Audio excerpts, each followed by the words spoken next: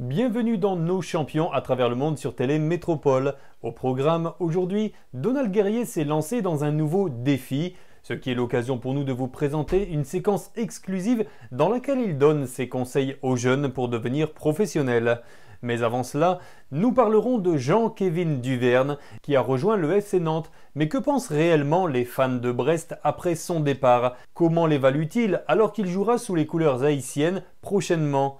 Les réponses dans cette émission. Nous parlerons évidemment des jeunes grenadières qui se sont bien amusés face à la Barbade et à Cuba. Et nous évoquerons également la satisfaction de la Fédération haïtienne de football. Enfin, vos nageurs seront bientôt en Israël pour une compétition internationale. Présentation de vos 3 représentants. Restez avec nous pour suivre ces actualités passionnantes et inspirantes. Nos champions à travers le monde commencent maintenant.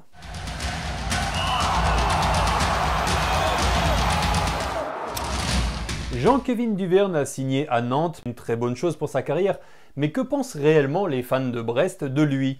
Tribune nantaise est allée au renseignement auprès de supporters brestois.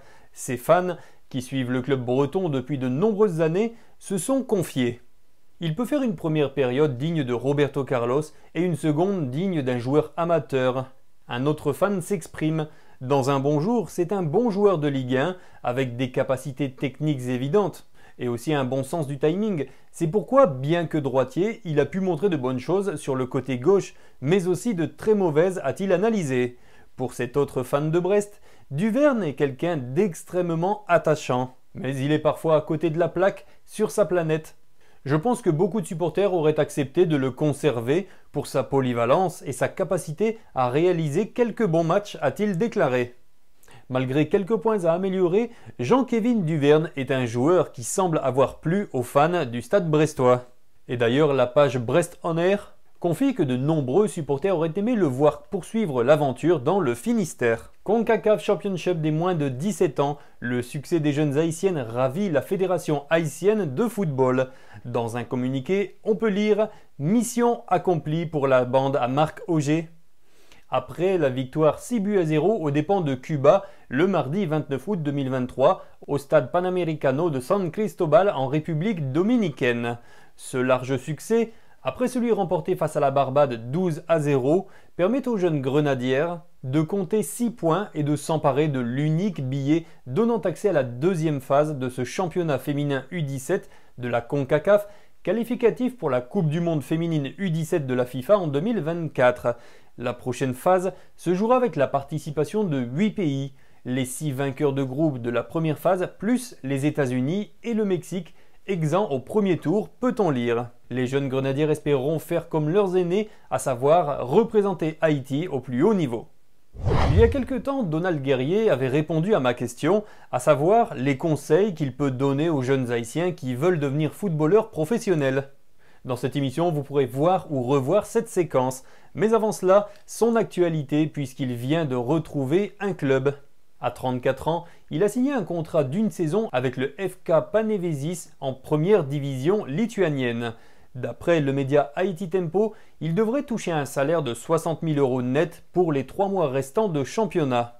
Après des passages en Pologne, en Turquie, en Azerbaïdjan et à Chypre, l'Haïtien se lance maintenant à la conquête de la Lituanie.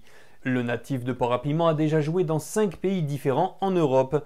Donald Guerrier, qui a disputé 6 matchs de la prestigieuse Ligue des Champions de l'UEFA au cours de sa carrière, avait eu l'occasion, il y a quelque temps, de nous rendre visite à Télémétropole et avait répondu à ma question concernant les conseils qu'il pouvait donner aux jeunes haïtiens pour devenir footballeurs professionnels. Voici sa réponse. Et toujours fait message à passer et à travers de réseaux sociaux, côté que il y a un pile jeune qui écrit, qui dit que m'ta même j'avais, m'ta même avec Nazon, m'ta même représenter le pays, m'ta même fait ci, m'ta même fait ça. Mais c'est détermination et puis amour pour ça que m'a fait. Donc si que je pense que quel que soit football ou basketball et que vous t'arrivez arriver dans un niveau que pour faire non pour arriver au sommet, donc c'est détermination, c'est l'amour. Si vous n'avez pas l'amour, c'est encore vous travail là, vous n'avez pas l'amour pour savoir faire, c'est sûr pas progresser. Mais une fois que vous avez l'amour pour savoir faire, vous progresser. Donc tout ça, je toujours dire, c'est discipline, détermination et puis amour. De précieux conseils de la part d'un joueur ayant eu une belle carrière, à qui on souhaite bien évidemment bonne chance dans son nouveau challenge. Les nageurs haïtiens s'apprêtent à vivre une expérience extraordinaire alors qu'ils se préparent pour participer à une compétition internationale en Israël. 3 membres de l'équipe nationale de natation auront l'honneur de représenter fièrement les couleurs d'Haïti. Parmi ces talents, nous avons le privilège de compter Christian Jérôme, mais aussi Kassim Pétion et Daknishaël Sanon, qui apportera sa touche féminine à cette équipe de haut niveau.